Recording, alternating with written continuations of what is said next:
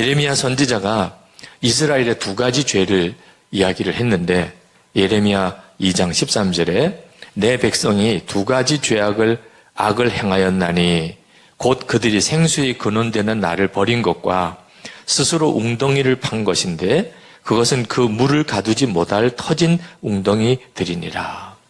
그러니까 이스라엘 백성들의 죄가 둘인데 생수의 근원인 하나님 버리고 절대로 물 가두어 둘 수 없는 터진 웅덩이만 계속 파고 있었던 거.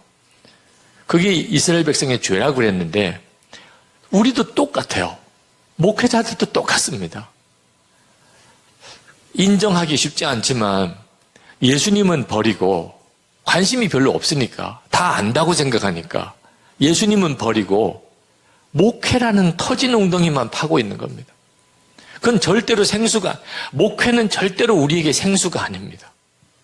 예수님이 생수시지 목회는 생수가 아니에요. 아무리 그 사역이 커져도 부흥돼도 절대로 그건 우리의 생수가 아닙니다. 이제는 우리는 그 증거를 수도 없이 열거할 수도 있습니다.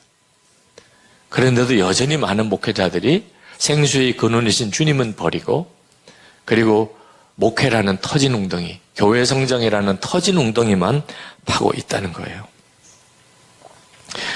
진짜 예수님은 내게 생수의 근원이 되셨나?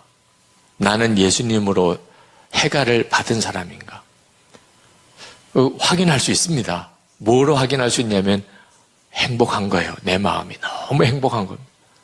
사역과 목회 현장 아무 상관없이 내 속에서부터 정말 넘치는 행복이 있는 거예요. 그러면 그는 진짜 예수님을 생수의 근원으로 만난 분이고 분명히 나도 예수님을 믿고 목회자까지 됐는데 계속 내 속에는 만족함이 없고 기쁨이 없고 감사가 없어요. 그러면 난 지금 현실적으로는 주님을 버린 겁니다. 어느 목사님 한 분이 저희 교회 부목사 되고 싶으시다고 오셨어요. 아니 담임을 하고 계신데 어떻게 지금 부목사가 되고 싶어 하십니까? 그랬더니 하시는 이야기가 고등학교 다닐 때 성령 체험하고 그리고 주의 종되기로 헌신하고 신학교를 갔는데 아버지가 절대 반대를 하셔. 나중에는 거의 의절 상태로 자기 혼자 신학교를 가서 돈 벌어가면서 공부해야 되니 고생 엄청 했고 전도사 시절에 목사님과 교회가 힘들고 그래서 고생하고 부목사 시절에 담임 목사와 안 맞아서 힘들고 지금 담임 목회하는데 교회는 부흥이 안 되고 한 번도 행복해 본 적이 없다는. 그런데 선한목자교회를 보니까 굉장히 행복해 보인다. 야, 내가 행복한 목회를 경험을 못 해봐서 행복한 목회를 못 하는 거구나. 그래서 선한목자교회에서 허락해 주시면 1년이라도 좋으니까 이 행복한 분위기의 목회를 한번 실제로 경험해 보고 그 다음에 개척이라도 또 다시 해보고 싶다. 그 목사님의 마음은 너무나 깊이 제 마음을 울렸어요. 저도 그런 고민을 할 때도 있었으니까요. 그런데 오시라고 못했어요. 그 목사님께 말씀드렸어요. 목사님, 고등학교 다닐 때 성령 받으셨다고 그랬는데 이미 그때 주님이 목사님 안에 오신 거잖아요. 그런데 목사님 안에 오신 그 예수님이 지금까지 한 번도 목사님을 행복하게 못 해드렸다면 도대체 선한목자교회가 무슨 교회길래 제가 도대체 어떻게 목사님을 행복하게 해드릴 수 있겠습니까? 눈을 감고 한참을 가만히 계시더라고요. 그러더니 일어나셔서 감사합니다. 그러고는 뒤도 안 돌아보고 가셨어요. 무엇이 그렇게 감사하다고 하셨는지는 모르죠. 들어보지 못했으니까. 우리의 진짜 행복은 예수 그리스도에게 있는 거거든요. 다 우리가 그 주님을 모셨고 그리고 그 주님이 나를 이렇게 사역을 하게 하고 있는 거거든요. 그런데 행복하지 않는 거예요. 예수님으로 인해서 만족이 안 되는 겁니다. 이 문제를 해결하지 않고 그 어떤 것으로도 우리 문제 해결 안 됩니다. 애를 쓰고 목회를 하는데 사역에 열매가 없고 기쁨이 없다면 그러면 목회 현장에 문제가 있는 게 아닙니다. 예수님과 나와의 관계에 문제가 있는 거예요. 그러니까 사역에 계속 그렇게 무너지고 있는 겁니다. 주님께서는 계속 물으세요. 저는 목회 힘듭니다. 왜 이렇게 어려운가요? 주님은 계속 한 가지만 물으세요. 내 안에 있는 이는 누구냐? 그걸 들으실 수 있어야 돼요. 지금 내 안에 있는 이가 누구냐? 우리는 정답 찾기의 선수입니다. 워낙 어릴 때부터 한국식 교육이 정답 찾는 데만 몰두하니까. 우리는 다 대답하죠. 예수 그리스도십니다. 내 안에 있는 이가 누구냐? 예수 그리스도십니다. 대답은 잘해요. 근데 실제로는 아니에요. 목회자들끼리 이렇게, 여기 다 목회자들, 사모님들 모이셨는데 이렇게 모여서 무슨 대화를 나누면 주제가 예수님 되기가 어렵습니다.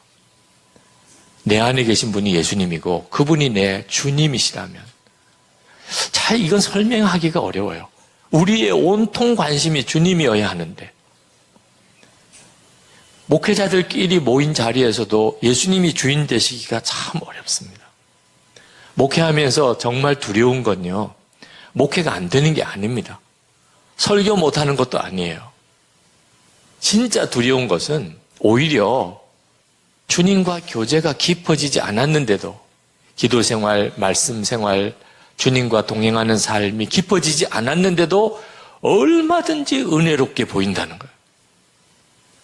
예배를 인도해도 설교를 해도 은혜 받았다고 그러고 상담을 해도 은혜 받았다고 그러고 본인 자신은 내면에 주님과의 관계가 철저하게 무너졌는데도 얼마든지 겉으로는 그렇게 될 수 있다는 거. 교회 성장도 그럴 수 있다는 거. 이게 진짜 무서운 거예요. 그러면 그 영혼은 정말 길이 없는 겁니다. 차라리 안 되는 게 차라리 나아요. 그러니까라도 주님께 이렇게 나가서 주여 살려주세요. 이렇게라도 해서 주님과 관계가 열리는 거죠. 목회가 잘 되고 있으면 오히려 더 심각한 문제가 생기는 겁니다. 존 비비어가 Good or God이라고 하는 책, 무엇이 선인가, 우리 한국의 번역은 무엇이 선인가 이렇게 번역을 했던데 그 책 속에서 그가 1980년대 미국 최대 TV 설교가 그가 간음죄와 그리고 사기죄로 감옥에 들어간 분, 그분을 교도소에 면담 갔던 이야기를 하셨어요. 면담을 와달라는 요청이 왔어요. 그 존 비비어의 책을 읽고 교도소에서. 가보고 싶었대요. 그 사람 꼭 만나고 싶었대. 그렇지 않아도 만나고 싶었는데 연락이 왔으니까 간 거예요. 가서 이런저런 이야기를 이렇게 나누다가 진짜 질문하고 싶은 걸 질문했어요. 목사님, 언제부터 도대체 예수님과의 사랑에서 멀어지셨나요? 그걸 정말 알고 싶었어요. 그렇게 사역을 놀라웠게 하던 그 목사님들이 왜 무너지냐면 도대체 무슨 문제 때문에 예수님과의 관계가 틀어지기 시작했는지를 알고 싶었어요. 언제부터 예수님과의 사랑이 멀어지기 시작했나요? 그랬더니 그분이 하는 대답이 의외예요. 저는 한 번도 예수님을 사랑하지 않은 적 없습니다. 너무 충격을 받았어요. 어떻게 이렇게 말할 수 있냐? 지금 목사님은 간음죄를 짓고 그리고 사기죄로 지금 감옥에 들어와 있는 겁니다.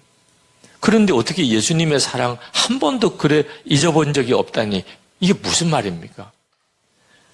그때 그분이 하는 이야기가 저는 지금까지 한 번도 내가 예수님을 사랑한다는 고백 안 한 적이 없어요. 그러나 예수님을 두려워해 본 적도 없습니다. 그 말이 존 비비어 목사님에게 엄청난 충격이 됐대요. 이게 가능한 일인가? 예수님을 사랑한다고 하고 예수님을 두려워하지 않을 수 있나?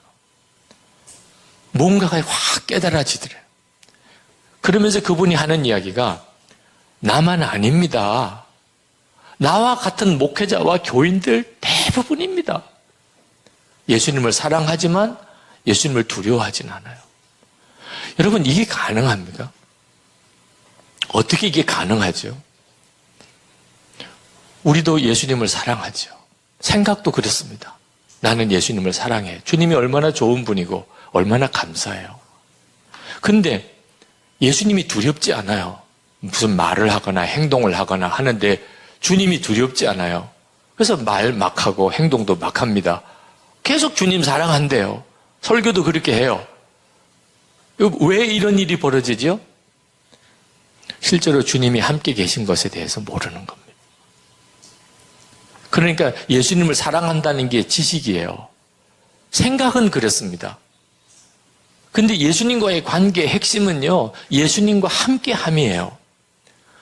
주님이 나와 같이 계시다는 그 의식이 나로 하여금 모든 것을 조심시키는 겁니다. 주님이 함께 계신데 어떻게 말 함부로 해요? 주님이 함께 계신데 어떻게 거짓말해요? 주님이 함께 계신데 어떻게 불륜의 관계를 맺어요? 그러니까 우리가 예수님을 사랑한다고 말하고 설교도 하면서도 얼마든지 타락할 수 있어요. 주님이 나와 함께 계신 것을 명확하게 본인이 그 임재에 대한 믿음이 없으면, 그러면 한순간에 우리가 무너집니다. 예수 동행 일기 왜 그렇게 쓰자고 하나? 일기에 초점이 있지 않습니다. 일기 쓰자고 그러니까 다들 경기하시더라고요. 초등학교 때 내려놓은 일기를 또 쓰라고 그러나 우리 부목사님들 정말 사임까지 생각하시더라고요. 네. 그렇지 않아도 바빠 죽겠는데 무슨 일기를 또 쓰라는 거야. 그리고 또 뭐 나누라니 무슨 일기 검사하는 거야. 뭐 이제 이런 마음이 드시는 것 같아요. 근데 초점은요, 일기는 그냥 체크하는, 뭘 체크하는 거죠? 내가 항상 주님을 바라보고 사는지를 체크하는 겁니다. 초점은 예수 동행이에요. 예수 동행. 내가 그냥 막연하게 예수를 믿는 게 아니고 그 예수님과 동행하자는 겁니다.